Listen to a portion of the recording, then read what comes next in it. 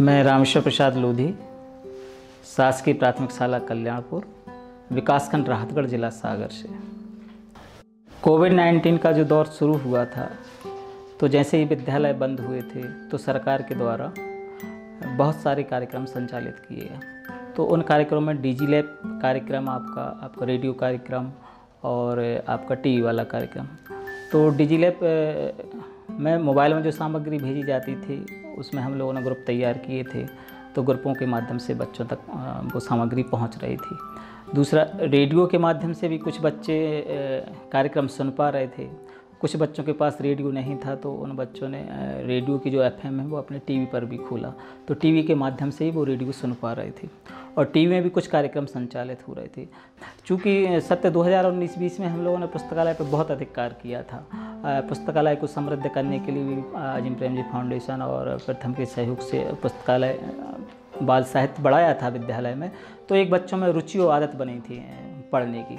तो जब लॉकडाउन हुआ तो बच्चों के फ़ोन आते थे मेरे पास कि सर कुछ पुस्तकें दे जाओ, और जैसे ही अनलॉक फर्स्ट हुआ तो अनलॉक फर्स्ट में बच्चों ने, हम सभी ने मिल के पहले तो बच्चों ने खुद अपने अभिभावकों से चर्चा की कि हम अपने घर में पुस्तकालय खोल सकते हैं या जगह दे सकते हैं। तो चर्चा के बाद फिर उन्होंने मुझसे चर्चा की। जो हमारे स्कूल में वो पुस्तकालय बना था, तो जब वो लॉकडाउन लग गया तो स्कूल लग नहीं पाई, तो फिर जो बच्चे कुछ भी नहीं पढ़ पा रहे थे, तो फिर हम बच्चों ने, सर जी ने इसको फ़ोन लगाया और कहा सर जी आप हमारे घर पे ही पुस्तकालय खोल दी, सब बच्चे पढ़ने लगेंगे। तो सर जी ने कहा, सर जी ने खुलवा दिया और फिर सब बच्चे पढ़ने लगे। जैसे अब मतलब कि सब बच्चे अपनी अपनी भी एंट्री करते हैं और हम लोग भी करते हैं, और एक डायरी बनाई है, मतलब कि जैसे प्लूटू नाम, उसमें क्या अच्छा लगा, क्या खराब लगा, क्या नई जानकारी मिली, ये सब लिखते हैं। फिर बाद में बच्चों ने, हम सभी ने मिलकर एक प्रयास किया कि पुस्तकालय में जो कुछ पुस्तकें थीं वो कुछ पत्रिकाएं और कुछ न्यूज़पेपर जो देने वाले होते हैं उनसे एकत्रित करके एक बच्चे के घर, जिसमें पहला जो पुस्तकालय था अंकित और नितिन, उनके घर में खोला। तो उसमें परिवार वालों ने भी काफ़ी सहयोग किया। फिर चूँकि बच्चे एक जगह से दूसरी जगह जाने में भी दिक्कत महसूस कर रहे थे, चूँकि अंकित का घर अन्य दूसरे घरों से काफ़ी दूर भी था, कुछ बच्चे ही जो वहाँ थे वो लाभ ले पा रहे थे, तो एक और पुस्तकालय जो आयुष है उसके घर पे खोला।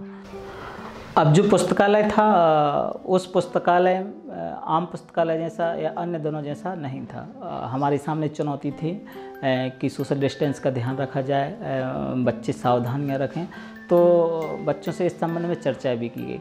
तो जब पुस्तकालय का प्रयोग करते हैं, बच्चे लेने जाते हैं तो उनके हाथों की सफाई करवाते हैं, सैनिटाइज, हाथ धुलवाते भी हैं। 1-1 मीटर की दूरी रखने का भी बताया गया है कि भाई जब आप साथ में खड़े हों तो 1-1 मीटर की दूरी रखें, पुस्तक लेने से पहले सैनिटाइज करें।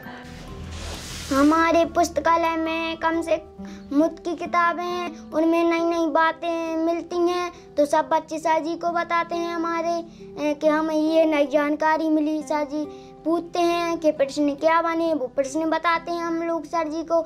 ऐसी बातें, एक किताब जैसे पढ़ी तो उसकी सब बातें हम लोग सर जी को बताते हैं, फिर बाद में जमा करते हैं।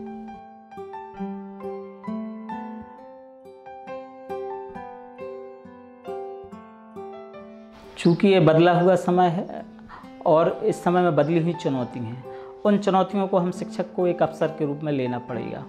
इस अवसर के रूप में हमें भी अपने कई तरह से तैयारियों को करके या बच्चों के बीच में जाना होगा, कुछ अलग तैयारियों के साथ। इसके लिए सरकार भी कुछ अपनी ओर से प्रयास कर रही है ताकि शिक्षक अपनी संवर्धन जो क्षमता है वो बढ़ा सकें। कुछ संस्थाएं भी काम कर रही हैं, तो उन तरीक़ों को भी हम उपयोग में लेके वो कुछ नए तरीके ईजाद करके या कुछ तैयारी करके बच्चों के बीच में पहुँचें, बच्चों के साथ नए तरीके से काम कर पाएँ, ऐसा करने के प्रयास कर रहे हैं। शिक्षकों के सामने वर्तमान समय में एक चुनौती है कि हमें घर घर जाके काम करना है और अपने आप को सुरक्षित भी रखना है और बच्चों को भी सुरक्षित रखना है।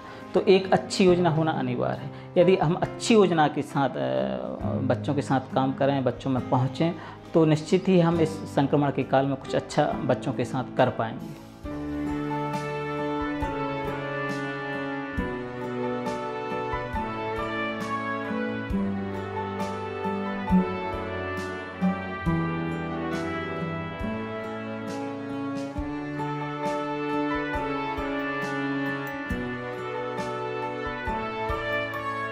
है।